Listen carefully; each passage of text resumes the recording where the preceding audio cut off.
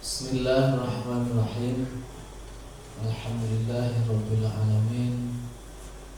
Wabihi nasta'inu ala umuri dunya waddin.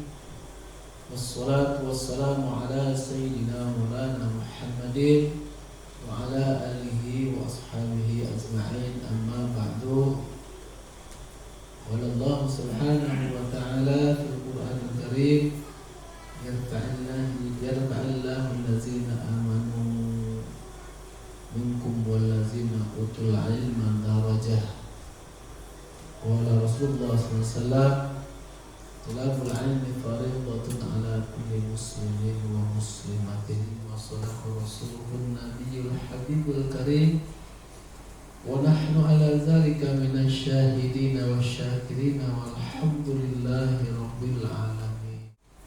Hadirin jemaah pengajian yang dimuliakan Allah Subhanahu wa taala, ada syarat di dalam sholat pun juga ada rukun di dalam sholat. Apa sih yang membedakan syarat dengan rukun? Syarat adalah kewajiban. Rukun juga sesuatu yang memang diwajibkan.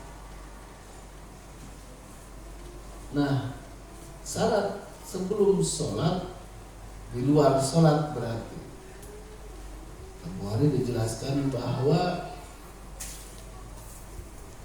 sebelum sholat harus bersih daripada dua hadas, hadas kecil dan hadas besar.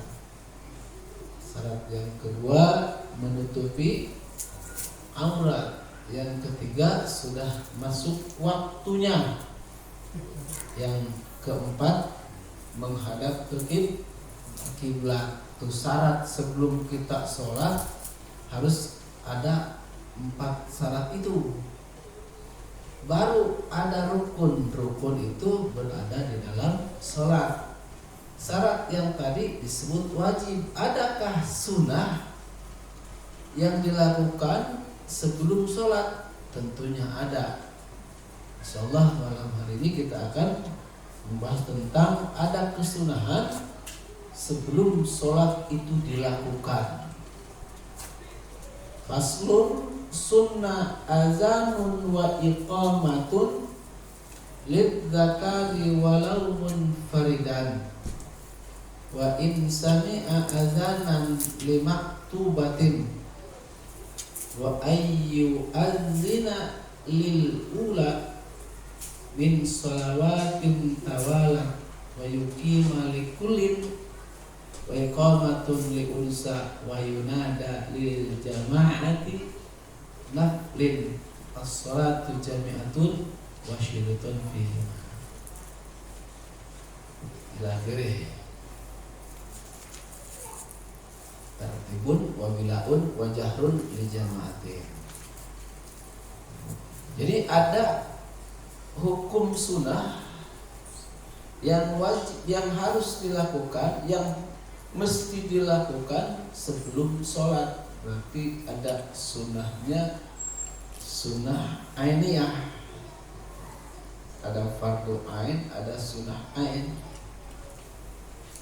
Di antaranya sunnah ainiyah itu adalah azanun wa iqamatun, menunaikan azan dan iqamah lidzakari, bagi jamaah laki-laki atau bagi seorang laki-laki, walau munfaridan, meskipun sholatnya sendirian. Jadi artinya sekalipun kita sholat sendirian di rumah ataupun di masjid karena ketinggalan, sunnah aja tuh kita azan dan qomat. Iya, sholat masbuk, bukan masbuk, ketinggalan sendirian sifatnya, disunahkan tetap azan dan iqamat. Atau ada yang artinya jamaahnya terkadang ada, kadang enggak ada. Ketika si muazin azan, setelah dia azan kemudian sholat sunnah, nungguin jamaah belum juga kunjung datang, sementara waktu mau habis, kemudian dia qomat untuk munfarid sendiri, maka tetap dapat kesunahan. Jadi kalaupun tidak melakukan sunnah, misalnya begini, kita ngaji nih lewat waktu Isya, ya ada kesunahan azan, setelah azan langsung iqamah, tidak menjalankan sholat sunnah 2 rakaat sebelum sholat Isya. Itu kan sunnahnya sunnah hayat, sunnahnya sunnah ghair muakkad. Tetapi jangan mengatakan itu bahwa enggak terlalu penting. Tetap yang namanya sunnah, baik itu sifatnya muakkad ataupun ghair muakkad, tetap dilakukan oleh Nabi Muhammad SAW. Artinya kalau kita tidak mau melakukan, cukup aja, gak usah. Ketika ngaji agak kemalaman, berartinya sunnah azan, kemudian dilanjutkan dengan iqamah. Nah, pada saat iqamah, si muazin mengucapkan qad qamatis shalah, qad qamatis shalah, maka hendaklah jamaah langsung berdiri. Jangan qad qama masih aja duduk gitu tuh. Itu kebiasaan kita kayak begitu tuh. Bahkan satu riwayat satu qil ulama, sebelum muazin mengumandangkan iqamah, maka keharusannya jamaah ini sudah berdiri dan berbaris sesuai dengan safnya masing-masing. Itu setelah baris ini, saf pertama rapi, kedua rapi, ketiganya ada, keempat juga ada. Nah, baru kemudian si imam masuk ke pemimbaran ke tempat imam, lalu kumandangkan qomat. Kita mau jarang begitu ya, karena boro-boro begitu, boro-boro berdiri sebelum qomat, udah dibilang qad qama masih aja berdiri. Masih aja duduk gitu kan. Nah, itu sebetulnya keliru. Karena keterangan di sini ini adalah ketika si muazin mengucapkan atau membaca atau mengumandangkan iqamah, di saat qad qamatis shalah, maka hendaklah makmum itu berdiri. Artinya bukan hanya sebatas berdiri, mengisi tempat ya saf pertama, saf kedua, ketiga, sampai si muazin selesai mengumandangkan iqamatnya. Jangan setelah Allahu Akbar la ilaha illallah baru berdiri, itu sebetulnya salah. Kan begitu. Kebiasaan kita itu. Maka pantas. Ya, artinya pantasnya apa? Pantas doa-doa yang kita panjatkan kepada Allah Subhanahu wa taala dari segala hajat kita, Allah enggak segera ngabulin. Kenapa? Sebabnya kita juga begitu. Mestinya qad qamatis shalah, buru-buru berdiri. Itu adalah mengundang reaksi Allah untuk mengabulkan doa-doa yang kita panjatkan.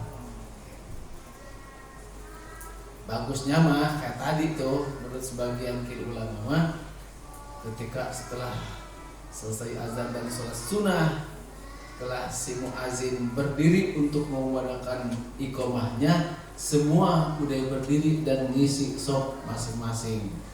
Lalu setelah rapi, baru qomat. Setelah qomat selesai, baru si imam mengucapkan sufufakum fa inna taswiyata sufufun min tamamis shalah. Itu imam sufufakum, ada yang masih duduk, ada yang masih wudu, gimana ya kita? Ya itu kembali ke kita lagi sebetulnya. Jadi artinya jangan kita belajar menyalahkan orang lain. Ini Allah nggak adil gitu, apalagi nyalahin Allah Allah nggak adil. Yang kita sholat terus, ngaji terus, kok masih begini aja hidup. Iya misalnya gitu, ini Allah kagak adil banget nih. Sementara yang kagak sholat, yang kagak ibadah banyak, gampang tuh, usahanya banyak, nyari duitnya mudah. banyak hartanya. Jangan salah paham. Ada yang nanya ke saya tentang bagaimana kalau orang kafir bersedekah pada masjid, artinya berjariah, melakukan amal selayaknya amalan orang-orang Islam, bersedekah mobil khususnya. Apakah itu akan ada pahalanya dari Allah Subhanahu wa taala untuk dia di akhirat sehingga ringan siksaannya karena sebab sedekah? Jawabannya adalah orang-orang yang tidak ada kewajiban untuk bersedekah, melaksanakan perintah Allah, sholat 5 waktu, puasa dan lain sebagainya, tidak ada perintah karena sebab tidak beragama Islam, maka kebaikannya, sedekahnya akan Allah balas di dunia. Dibalas langsung. Kenapa? Karena dunia itu adalah jannatul kafir, surganya orang-orang kafir. Dikasih keistimewaan dunia, mobilnya banyak, apartemennya banyak, kaya. Selesailah di dunia, maka hilanglah surganya. Itu atas keadilan Allah Subhanahu wa taala dengan sifat rahmannya Allah. Karena Allah ada dalam surat Basmalah terdapat 2 sifat, Ar-Rahman dan Ar-Rahim. Apa Ar-Rahman? Allah Maha Pengasih terhadap makhluknya, yang ibadah, yang tidak ibadah dikasih oleh sifat rahmannya Allah. Karena Allah tidak semata-mata menghidupkan makhluk yang ada di bumi ini, maka melainkan dengan diberikan rezekinya, disediakan gitu. Nah, maka tadi kalimatnya surganya orang-orang kafir adalah dunia. Setelah selesai meninggal, udah hilang surganya.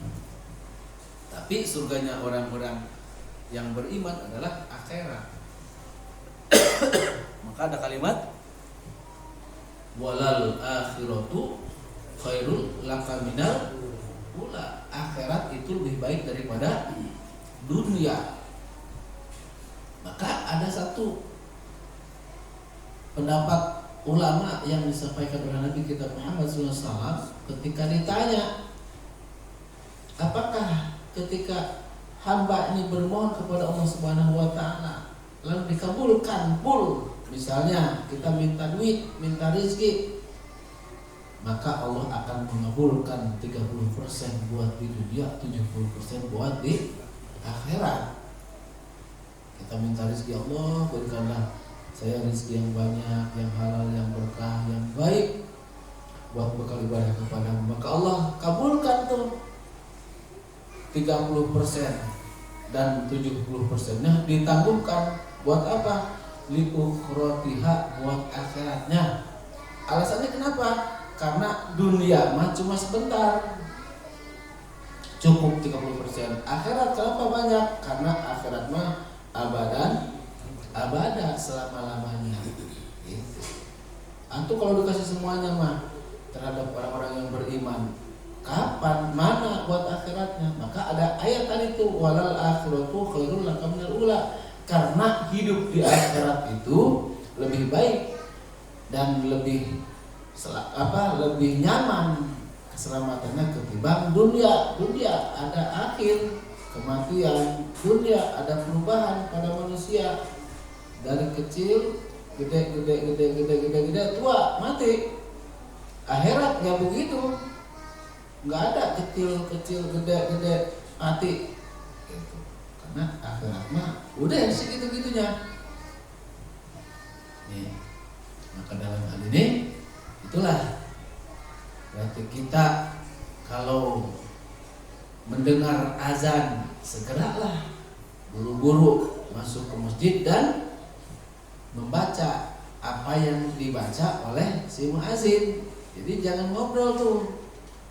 Kalau ada yang sedang azan, Allahu Akbar, Allahu Akbar, sautin Allahu Akbar. kata Nabi begitu, orang-orang yang tidak akan mendapatkan syafaatku apabila terdengar suara muazin mengumandangkan azannya, dia tidak menjawab apa yang disampaikan oleh muazin. Gitu. Nauzubillah min dzalik. Jadi apalagi ngobrol kita ketika azan, Allahu akbar, Allahu akbar, Allahu akbar, Allahu akbar, Allahu akbar, Allahu akbar. Asyhadu an la ilaha illallah. Sama. Asyhadu Muhammadullah sama. Kecuali hayya 'alas shalah, hayya 'alal falah bihau qala dengan membaca la haula wala quwwata illa billah. Hayya 'alas shalah, la haula wala quwwata illa billah. Gitu. Ada lagi yang suka hayya 'alas shalah insyaallah. Ada dengar tuh. Ya benar begitu. Hayya 'alas shalah insyaallah. Insyaallah. Ya mungkin enggak tahu deh. Ya ada benar. Kalau yang subuh itu ya as-salatu khairum minan naum. Sadaqta wa barasa wa nasalika minasyahidin. Jawabannya begitu tuh. Itu mesti disebut sunatun ain, sunatun ainiyah. Sunnah ainiyah menjawab apa yang dibaca oleh muazin.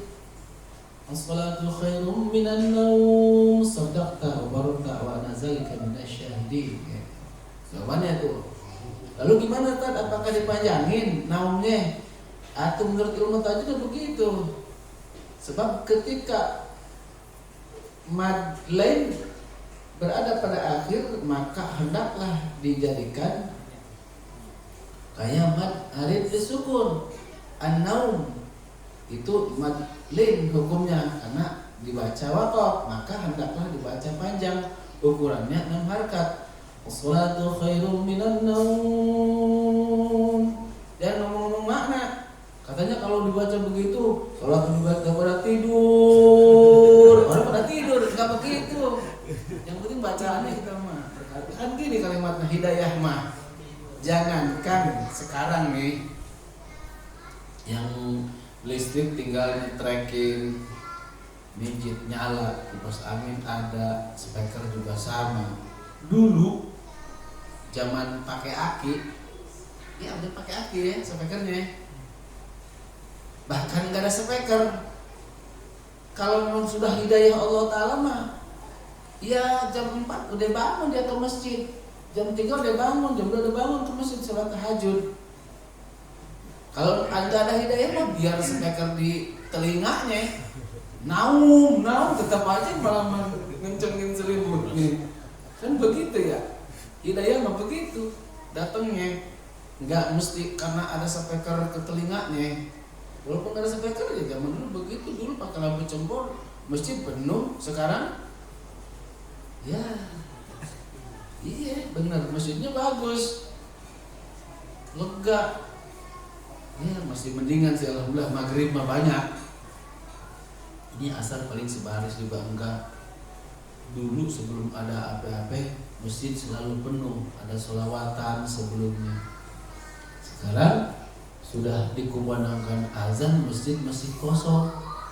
Nah gimana kita mau doa kita cepat dikabulkan Allah Ta'ala, uang kita saja datangnya belakangan, gitu, nggak dapat bonus dari Allah Ta'ala. Mestinya makan kayak zaman dulu, sebelum waktu masuk itu anak bocah orang tua sholawatan di masjid, 15 menit lagi ke waktu maghrib sholawatan, baca pujian kalau orang sudah bilang mah, macam-macam, wujud kidam bakok itu dulu ya. Padahal mah masjidnya bukan masjid keramik, yang ini yang dari bambu. Iya apa nih, lupuh ya, lupuh. Kalau nggak ada tikar bisa kegencet tuh biji tuh, terusannya iya, iya. Karena kan bergerak-gerak dia makan gitu. Iya kalau nggak ada tikernya. Makanya dulu ada cerita si imam sedang sujud sampai nangis, taunya bukan nangis karena apa-apa, karena kumisnya masuk ke situ, kayak dia kenapa kebelupuh gitu, jadi nggak bisa kecabut sama dia. Ada di zaman dulu itu malah. Artinya luar biasa zaman dulu ibadah mereka. Apakah mereka nggak mau gedong ya pengen, tapi memang keadaannya begitu luar biasa ibadahnya, keyakinannya. Makanya dulu mah yang ngejampe luka, pilek, sakit perut itu dijampe aja Pak dulu mah, walaupun bacaan Bismillahirrahmanirrahim. Iya, luka, kegores, keiris dijampe. Sekarang kalau nggak ke rumah sakit kagak sembuh. Walaupun ustadznya dipanggil, bacanya ustadz udah merem, tetap aja yang ngamuk yang kesurupan terus. Karena sama keyakinannya, baik yang ngejampain ataupun yang dijampainya. Dulu mah ya begitu Pak, luar biasa. Nah itulah kunci sukses hidup manusia dalam menjalankan ibadah, agar ketika melakukan kebutuhannya ya sebelum sholat tiba hendaklah kita sudah berada di dalam masjid sehingga dapat ngejawab apa yang dikumandangkan oleh muazin gitu. Mestinya mah. Nah itu sunnah hukumnya, sunnah apa? Sunnah ainiyah dikumandangkan gitu. Nah dalam sholat wajib wahiyya syai'ani, yaitu sebelum sholat ada dua macam azan iqamah. Amal azanu fahuwa qaulun mahsusun, yaitu azan tersebut adalah bacaan yang dikhususkan, matlubun li faridatis sholat, yang diperintahkan ketika sudah datang sholat fardu. Sholat fardu berarti sholat 5 waktu. Kalau sholat sunnah mah nggak ada kesunahan. Dalam sholat sunnah mah nggak ada kesunahan azan, nggak ada kesunahan qomat. Yang disunahkan qomat itu ketika datang waktu sholat fardu, dan azan tersebut tidak boleh dikumandangkan walaupun bentuk sunnah kalau memang belum masuk waktunya. Jangan begini nih, suka ada yang iseng tuh. Kan azan kan ya ngabisin lah 2-3 menit, 5 menit tergantung yang azannya. Kalau sekarang waktu isya kurang 5 menit udah nggak apa azan, nanti juga waktunya harus sama azan. Jangan tuh. Kenapa? Sebab walaupun itu azan betul sunnah, khawatir orang di rumah enggak menyelesaikan mendengar azan dulu, ujung-ujung dia sholat isya, padahal itu azan belum waktu masuk sholat. Maka itulah tidak boleh kita azan illa bidukhuli waktiha, kecuali boleh dilakukan apabila sudah masuk waktu sholat. Nggak boleh, walaupun cuma 1 menit lagi nggak boleh itu. Tetap hukum azan tersebut harus dikumandangkan setelah masuk waktu sholat.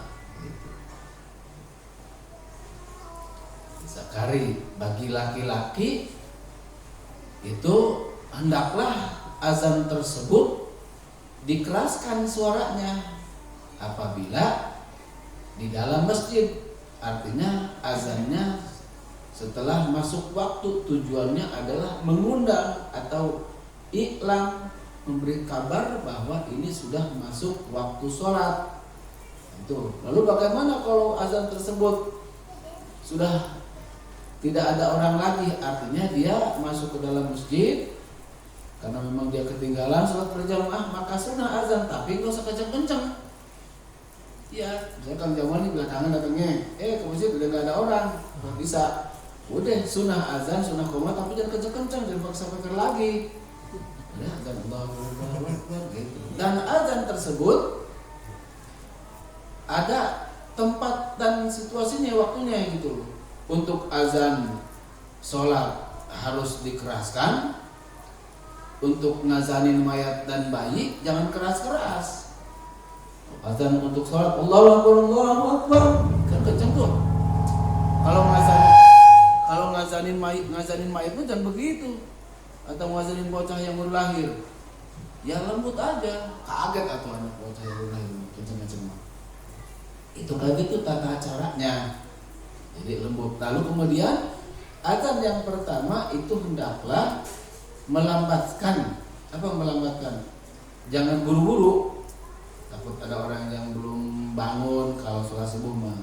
Jadi azannya dilemain. Ya dilamain waktunya biar orang yang baru bangun keburu untuk menunaikan ibadah sholat berjamaah. Dan kayak ngajarin mayit, dan kayak ngajarin anak bocah. Itu baru juga orang-orang bangun, ini udah selesai azan, gak keburu sholat berjamaahnya. Maka disitulah hendaklah yang pertama azan tersebut buat sholat fardu lambat, dan kemudian dikeraskan suaranya. Bagi laki-laki, bagi perempuan cukup terdengar oleh lingkungan wilayah majelis taklimnya saja. Jika memang ada perempuan sholat berjamaah sendiri, maksudnya memisahkan diri daripada tempatnya dengan laki-laki di majelis taklim, dia mau berjamaah. Sunnah tuh bagi perempuan iqamah, qomat saja tapi jangan dikeraskan dan pakai speaker. Perempuan mah, laki-laki mah iklam, masih tahunya itu sunnah ainiyah dengan menggunakan pengarah suara biar orang lain itu tahu. Berapa sih jumlah kalimah yang dikumandangkan oleh muazin? Khamsata asyara kalimatan, adalah jumlahnya ada 15 kalimah. Pertama Allahu Akbar 4 kali, syahadat 2 kali kepada Allah, kepada Nabi Muhammad 2 kali, hayya 'alas shalah 2 kali, Al-Fatihah 2 kali, Allahu Akbar terakhir sekali. Nah itu. Dan kemudian saat kita mengucapkan hayya 'alas shalah, itu sunnah iltifati anil yamin, nengok ke sebelah kanan, hayya 'alas shalah, gini. Jangan lurus aja hayya 'alas shalah, gitu, jangan tuh. Itu sunnah. Wa tahawwilu wajhi fi ma yaminan fi hayya 'ala shalah wa simalan fi hayya 'alal falah. Ini keterangannya. Kitabnya Tanwirul Qulub. Nihatul Zen. Kitabnya. Wa tahawwilu wajhi sunnah, gitu. Memalingkan wajah bihima pada saat ngucapin hayya 'ala shalah yaminan ke sebelah kanan. Hayya 'ala shalah, gitu Jan.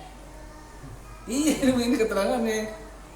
Wasimalan fi hayya 'alal falah, dan nengok ke sebelah kiri pada saat mengucapin hayya 'alal falah. Itu ila lil qomati, kecuali pada waktu mengucapin qoma. Hayya 'alas shalah, 'alal falah enggak usah itu mah. Qomat mah enggak usah. Iya, di qomat mah enggak usah mengucapin, dia mah enggak usah nengok kanan kiri, kecuali di azan. Ada aturannya. Apa sih tujuannya kayak begitu? Mengundang itu malaikat-malaikat yang ada di sebelah kanan, ngasih tahu orang-orang yang berada di sebelah kanan kita, sana, berarti kan ke sana. Itu isarohnya begitu, disebut khitom. Khitom itu ngajak orang yang berada di sebelah kanan kita dari mulai di masjid sampai keluar masjid ke sana, gitu. Itu sunnahnya ketika mengucapkan hayya 'alas shalah marrata ini, nengok ke sebelah kanan, wa shimalan marratan ukhra, dan yang kedua nengok ke sebelah kiri saat mengucapin hayya 'alal falah. Kadzalik, gitu. Itu jadi dilakukan li'annaha khitabul adami, karena itu adalah sebagai bentuk khitab terhadap umat manusia, anak Adam yang sudah diwajibkan untuk menunaikan ibadah sholat. Kita sama saja ngajak kepada orang yang sebelah kanan dari mulai dalam sampai keluar ke sana, gitu. Begitu pula ke sebelah kiri. Itu khitabnya kayak begitu. Ya sekarang mah udah tahu nih kan. Udah nanti azan begitu, nengok kanan, nengok kiri, kecuali di hayya 'alas shalah, kecuali di iqamah, mengucapkan iqamah nggak usah nengok kanan nengok kiri, gitu, karena nggak ada keterangannya kayak begitu mah. Apa sih azan tujuannya tadi? Adalah ngajak, ngasih tahu terhadap orang-orang bahwa ini sudah masuk waktu sholat. Dan azan, si muazin, kata Nabi Muhammad SAW, siapa orang yang suka mengumandangkan azan, maka dia akan dijamin wajib masuk ke dalam surga Allah Subhanahu wa taala. Dan nanti gitu kan, nih ketika Allah taala mengumpulkan masjid-masjid dunia, itu muazin itu nanti yang akan menjadi apa ya? Yang akan menjadi kenaiknya. Kemudian